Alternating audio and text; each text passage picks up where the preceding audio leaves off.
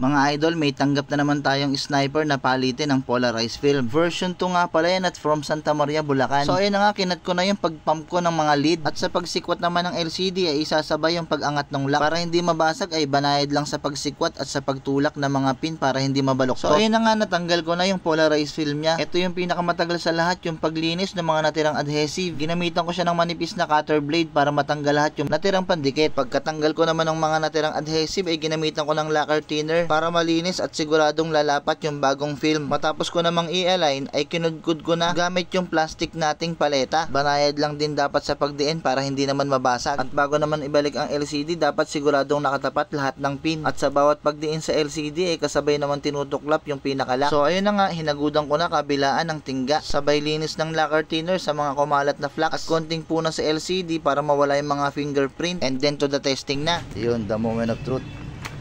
Yun. Okay na siya.